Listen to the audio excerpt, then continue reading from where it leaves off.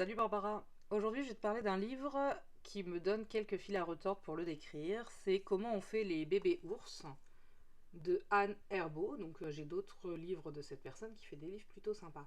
Je voulais d'abord parler, avant de rentrer dans les détails du livre, de la façon dont il est conçu, parce qu'il est très particulier, même si ça se voit pas de ce côté-là. Il a une double couverture inversée, je m'explique. Voilà. Au milieu, on tourne le livre et on tombe sur une autre, enfin on est dans l'autre sens en fait, je sais pas si c'est très clair ce que je dis là, mais en gros à un moment donné on a un Z et on se retrouve dans l'autre sens, c'est à dire que là on a quelque chose et une fois on arrive ici, donc ça ressemble à la fin d'un livre, et puis on a le début d'un autre si on veut, mais voilà. Donc c'est assez particulier comme construction. J'ai vu qu'elle en avait fait d'autres sur ce modèle là, c'est pas le seul. Et on arrive du coup à la fin. Donc, déjà, cette construction est plutôt particulière et me déroute beaucoup pour le lire. J'arrive pas à savoir dans quel sens je dois le lire et comment il se partage. Je trouve ça assez compliqué. Même si c'est pas très grave. La première partie, c'est sur le début de la comptine Marabout, bout de ficelle, celle de cheval, cheval de course. Alors, je ne sais plus comment ça s'appelle quand on reprend la fin du mot pour faire le mot suivant, mais c'est ce qu'elle continue à faire. Mais après ce cheval de course, elle met ours d'hiver, et donc là, il y a un ours que l'on voit qui hiberne, puis vert bourgeon, etc. Voilà, donc là, elle continue sur une promenade fort sympathique à l'automne. Et son ours qui se réveille tranquillement. Tu vois, tronc mélèze, là par exemple, il y a écrit avec le petit scarabée bien mignon.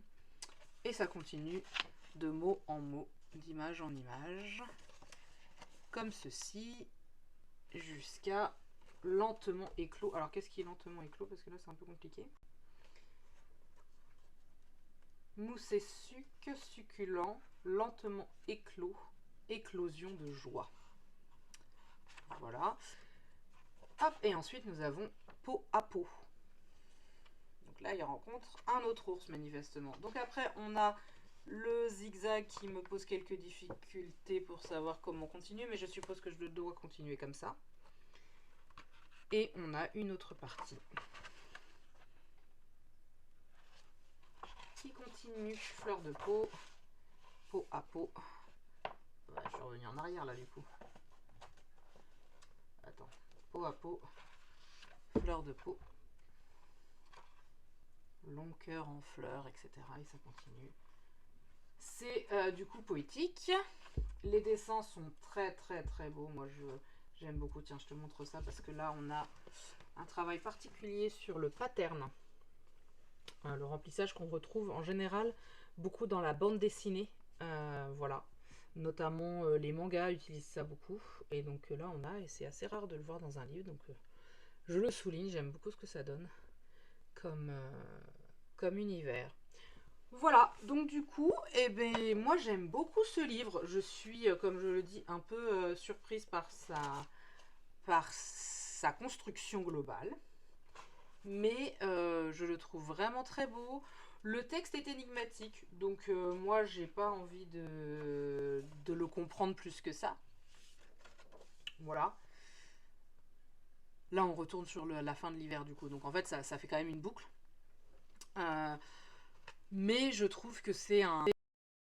Du coup, ma dernière phrase a été coupée, donc je reprends. Je trouve que ce livre est vraiment intéressant et je n'ai pas trouvé la réponse à comment on fait les bébés ours dedans. Du coup, je vais retourner le lire plus attentivement, mais surtout, je vais essayer de voir les autres présents à la médiathèque qui sont de la même autrice et sur le même schéma, la même construction physique du livre. Voilà.